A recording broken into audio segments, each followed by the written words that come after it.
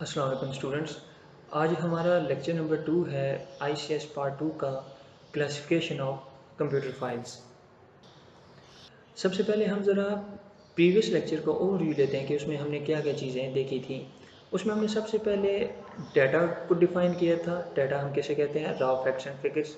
फिर हमने इंफॉर्मेशन को डिफ़ाइन किया था। हमने कहा कि जब हम डाटा को प्रोसेस्ड फॉर्म में ले जाते हैं, उस पर कोई ऑपरेशन परफॉर्म करते हैं, तो वो हमारे पास इंफॉर्मेशन में कन्वर्ट हो जाता है। फिर हमने देखा था कि डाटा ऑपरेशंस क्या होते हैं, जिसमें डाटा कैप्चरिंग पहला डाटा ऑपरेशन था कि हम जो डिफरेंट मेथडोलॉजी है डाटा को गैदर करने की, कलेक्ट करने की, उसको हम डाटा कैप्चरिंग कहते हैं। उस कैप्चर्ड डाटा पे जब हम कोई फार्मूला अप्लाई करते हैं तो वो हमारे पास डाटा मैनिपुलेट हो जाता है, जिसमें क्लासिफिकेशन हो सकता है, जिसमें आपके पास समराइजिंग हो सकता है। ठीक है। फिर हमने ये देखा कि जब हमारे पास डाटा मैनिपुलेट हो जाता है, एक आउटपुट की फॉर्म बन जाती है, तो हम उसको मैनेज कैसे करते हैं, उसको हम स्टोर कर सकते हैं अपने पास, उसको हम आगे शेयर कर सकते हैं, कहीं पे ट्रांसफ़र कर सकते हैं। ठीक है। तो ये क्या था, ये हमारे पास प्रीवियस लेक्चर जो था उसका एक ब्रीफ ओवरव्यू था। तो चलते हैं हम आज के लेक्चर की तरफ। आज जो हमने टॉपिक्स कवर करने हैं उसमें कुछ बेसिक डेफिनेशंस होंगी फील्ड, रिकॉर्ड और फाइल्स के रिलेटेड। फिर हम ये देखेंगे कि हम कंप्यूटर फाइल्स को क्लासीफाई कैसे करते हैं, ग्रुप कैसे करते हैं, from uses point of view, from functional point of view और from storage point of view. फिर हम थोड़ा सा देखेंगे आज के टॉपिक की बेस पर के इंपॉर्टेंट क्वेश्चंस आपके बोर्ड के पेपर के हिसाब से कैसे बन सकते हैं, और फिर हमारे पास एक समरी होगी। सबसे पहले फील्ड को डिफाइन करना है। फील्ड को हम डिफाइन कैसे करते हैं, हम कहते हैं कि set of related characters treated as a single unit, कि जब हम करेक्टर्स को, रिलेटेड करेक्टर्स को कंबाइन करके सिंगल यूनिट के तौर पे ट्रीट करते हैं तो वो हमारे पास एक फील्ड बन जाती है। अब फील्ड की एग्जांपल आपके पास क्या हो सकती हैं, फील्ड की एग्जांपल आपके पास स्टूडेंट के पर्सपेक्टिव से जब आप देखोगे तो स्टूडेंट का जो रोल नंबर है, उसका जो नेम है, और जो फॉर एग्जांपल उसका व्हाट्सएप नंबर हो सकता है, उसका फादर नेम हो सकता है, और उसकी डेट ऑफ बर्थ हो सकती है, उसका CNIC नंबर हो सकता है, बेफॉर्म नंबर हो सकता है। ये सब क्या है, ये सारी फील्ड्स हैं। हम वैल्यू की नहीं बात करें, हम जस्ट कह रहे हैं कि रोल नंबर जो है किसी स्टूडेंट का भी, वो उसकी क्या होगी, वो फील्ड होगी। उसका जो नेम है वो क्या होगा, वो फील्ड होगी। फिर इसी तरह हम टीचर्स के पर्सपेक्टिव से देख सकते हैं, हमारे पास उसमें टीचर का नेम, उसका ग्रेड, उसकी सैलरी, ये क्या है, ये हमारे पास अगेन फील्ड्स हैं सारी। फिर हमारे पास हम व्हीकल की तरफ से देख सकते हैं कि जैसे कोई गाड़ी हो सकती है, गाड़ी का जो है वो रजिस्ट्रेशन नंबर हमारे पास क्या होगा, वो हमारे पास फील्ड होगी। उसका जो मॉडल है वो हमारे पास फील्ड होगी। उसकी जो कीमत है, प्राइस जो है, वो भी हमारे पास फील्ड में आ जाएगी। तो ये सब क्या है, ये तीनों हमारे पास डिफरेंट टाइप की फील्ड्स हैं। उसके बाद हमारे पास रिकॉर्ड आता है। रिकॉर्ड हम किसे कहते हैं, ये भी डिफाइन हमारे पास फील्ड की तरह ही होगा। इसको हम कहेंगे कि set of related fields treated as a single unit. इसमें इंपॉर्टेंट पार्ट फील्ड का है कि जब हम मल्टीपल फील्ड्स को, जो रिलेटेड फील्ड्स होंगी किसी चीज़ के रिलेटेड, उसको, उनको जब हम कंबाइन करके देखते हैं तो हमारे पास एक रिकॉर्ड बन जाता है। हम ज़रा स्टूडेंट की एग्जाम्पल को ही आगे ज़रा देखते हैं कि स्टूडेंट की एग्जाम्पल हमारे पास रिकॉर्ड में कैसे कन्वर्ट होगी। तो उसमें आप ये देखें कि प्रीवियस स्लाइड के मुताबिक रोल नंबर, नेम और व्हाट्सएप नंबर जो थे वो तीनों फील्ड्स थी। अब हमने किसी स्टूडेंट का रोल नंबर, उसका नेम और व्हाट्सएप नंबर जब लिया तो वो हमारे पास क्या बन गए, वो हमारे पास एक रिकॉर्ड बन गया। किसी स्टूडेंट का रोल नंबर, नेम और व्हाट्सएप नंबर जब हमने इकट्ठा करके पढ़ा तो हमारे पास एक रिकॉर्ड हो गया। इसी तरह किसी और स्टूडेंट का हो सकता है, जैसे 203 है हसरत अली का, उसका आगे व्हाट्सएप नंबर है। ये तीनों चीज़ें मिला के, तीनों फील्ड्स को जब मिला के हमने पढ़ा तो हमारे पास एक रिकॉर्ड बन गया। इसी तरह आपके पास टीचर्स का रिकॉर्ड हो सकता है, आपके पास व्हीकल्स का रिकॉर्ड हो सकता है, आपके पास बुक्स का रिकॉर्ड हो सकता है। तो ये सारे क्या हैं, ये सारे हमारे पास रिकॉर्ड हैं। फिर हमारे पास आगे फाइल आती है। फाइल को भी डिफाइन हम रिकॉर्ड और फील्ड के हिसाब से ही करेंगे। हम कहते हैं कि set of related records treated as a single unit, कि जब हम रिकॉर्ड्स को इकट्ठा करके देखेंगे, पढ़ेंगे, तो वो हमारे पास एक फाइल बन जाएगी। जब हमने फील्ड्स को इकट्ठा किया तो हमारे पास रिकॉर्ड बना, एक रिकॉर्ड बना। जब हमने मल्टीपल रिकॉर्ड्स को इकट्ठा किया तो हमारे पास एक फाइल बन गई। जैसे कि हमारे पास स्टूडेंट के हमने प्रीवियस स्लाइड में रिकॉर्ड्स देखे थे, तो वो जब रिकॉर्ड हमने इकट्ठे करके स्टोर कर लिए, किसी एक फाइल में स्टोर हो गए, तो हमारे पास फाइल बन के, जैसे इस फाइल का नाम हमने रखा है ICS स्टूडेंट्स। तो ये क्या है, ये हमारे पास एक फाइल हो गई है। फिर इसी तरह एक और फाइल हो सकती है प्री इंजीनियरिंग के स्टूडेंट्स की, तो हमारे पास क्या है, वो भी एक फाइल है जिसमें अगेन हमारे पास रोल नंबर, नेम और व्हाट्सएप नंबर फील्ड्स हैं, और उनमें जो हम एक सिंगल रो को देखेंगे तो वो हमारे पास एक रिकॉर्ड हो जाएगा। ठीक है,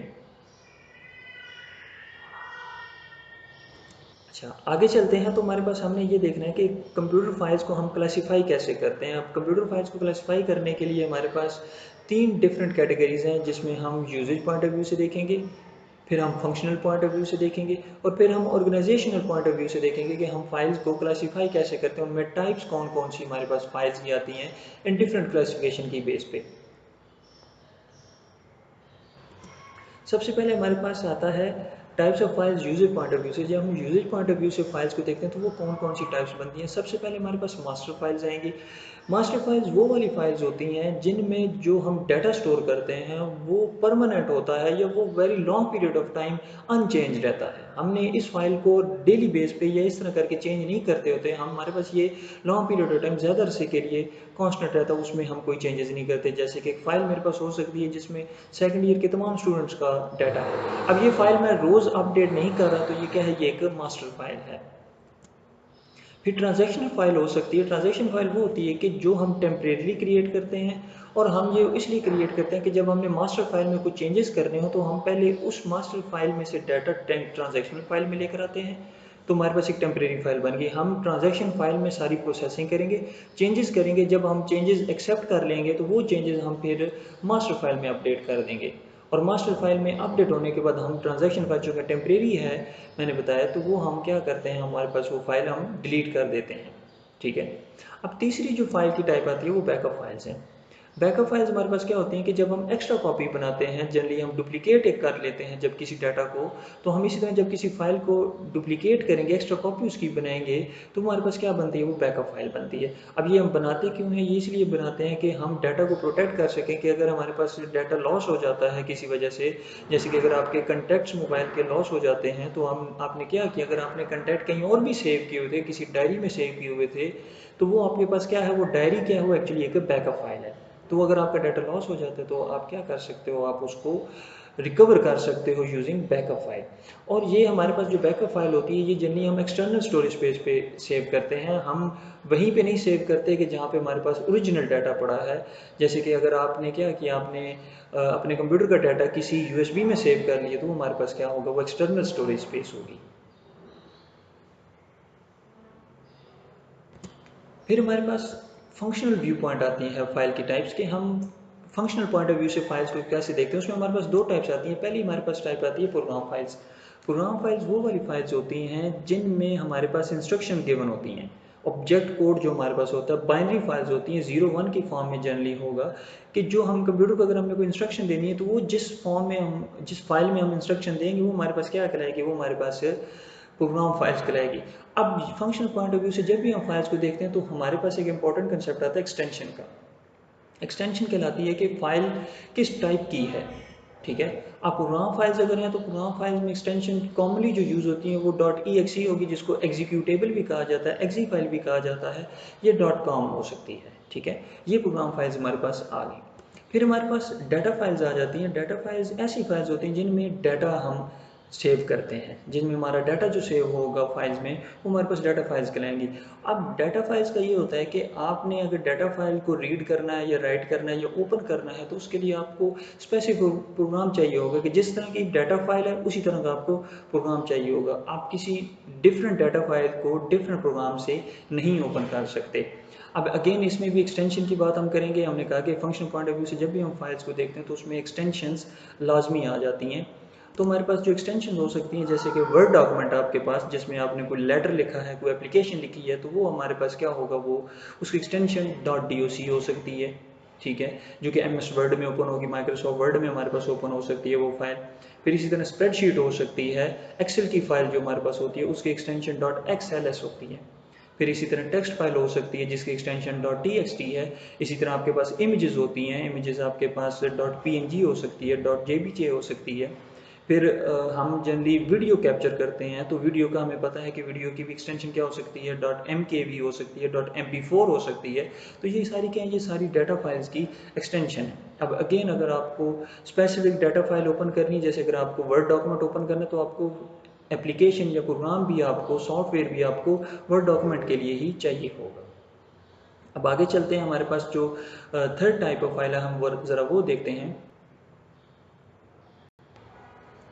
अब हमारे पास लास्ट जो फाइल टाइप्स आती है वो स्टोरेज व्यू पॉइंट है, कि हमारे पास जो डाटा स्टोर होता है, फाइल्स हमारे पास जो स्टोर होती हैं वो कैसे स्टोर हो रही हैं, उसको हम देखते हैं। हमारे पास सबसे पहले सिक्वेंशियल फाइल्स आती हैं। सिक्वेंशियल फाइल्स वो होती हैं कि जिनमें रिकॉर्ड्स हम एक सीक्वेंस में स्टोर करते हैं। हमारे पास रिकॉर्ड्स सीक्वेंस में होते हैं, एक ऑर्डर में होते हैं, लॉजिकल ऑर्डर में होते हैं, तरतीब में होते हैं, कि पहला रिकॉर्ड पहले होगा, दूसरा उसके बाद, फिर तीसरा उसके बाद, तो ऐसे चलते चलते हमारे पास सीक्वेंस में रिकॉर्ड सेव होंगे। अब जब आपने इन फाइल्स को एक्सेस करना है, उनमें से कोई डाटा रीड करना है, तो ये परफॉर्मेंस वाइज स्लो होती हैं। फॉर एग्जांपल अगर मैंने क्या करना है, मेरे पास एक सिक्वेंशियल फाइल है जिसमें 10 रिकॉर्ड है, मैंने अगर 10 का 10वां रिकॉर्ड रीड करना है, 10th रिकॉर्ड रीड करना है, तो मुझे क्या करना पड़ेगा, मुझे पहले 9 रिकॉर्ड रीड करने पड़ेंगे, मैं तब जाके 10वें रिकॉर्ड तक पहुंच सकता हूं। मैं डायरेक्ट जंप नहीं कर सकता 10th रिकॉर्ड तक, मुझे पहले 9 रिकॉर्ड रीड करने पड़ेंगे, उसके बाद मैं 10 तक पहुंचूंगा। अब इसमें एग्जांपल्स आपके पास क्या है, आपके पास मैग्नेटिक टेप्स होती हैं जो पहले हमारे पास ऑडियो के सेट्स होती थी, ठीक है, या वीसीआर की वीडियो टेप्स होती थी, जो हमारे पास शादी वगैरह पे जो वीडियो बनती थी, वो भी हमारे पास क्या होती थी, वो भी हमारे पास सिक्वेंशियल स्टोर होता था। आपके पास जो ऑडियो कैसेट जिसमें गाने स्टोर होते थे, अब अगर आपने उसमें 5th सॉन्ग प्ले करना है, 5वां गाना प्ले करना है, तो आपको पहले 4 गाने फास्ट फॉरवर्ड करने पड़ेंगे या उनको प्ले करके सुनना पड़ेगा, तब जाके आप 5th सॉन्ग पे पहुंच सकते हो। आप डायरेक्टली जंप नहीं कर सकते। दूसरे नंबर पे डायरेक्ट फाइल्स आती हैं जो सिक्वेंशियल फाइल के ऑपोजिट हैं। इनमें रिकॉर्ड्स हमारे रैंडमली स्टोर होते हैं, कहीं पे भी स्टोर हो सकता है रिकॉर्ड। आपके पास अगर आपने 10वां रिकॉर्ड रीड करना है, तो आप डायरेक्टली वो 10th रिकॉर्ड को रीड कर सकते हो। इस वजह से हम इनको डायरेक्ट फाइल्स कहते हैं, क्योंकि रिकॉर्ड आपके डायरेक्टली रीड हो रहे हैं। सो इसकी बेस पे आपकी परफॉर्मेंस भी फास्ट होगी। जैसे कि अगर आप यही आपने अगर गाने जो हैं वो स्टोर करने थे, वो आपने ऑडियो के सेट की बजाय अगर हार्ड डिस्क में स्टोर किए हुए हैं या अपने मोबाइल फ़ोन में स्टोर किए हुए हैं, तो आप किसी सॉन्ग को भी डायरेक्टली प्ले कर सकते हो। तो ये कि आपके पास ये डायरेक्ट फाइल्स आती हैं। अब परफॉर्मेंस में जैसे मैंने बताया कि ये आपकी सिक्वेंशियल फाइल से काफ़ी ज़्यादा फास्ट होती हैं।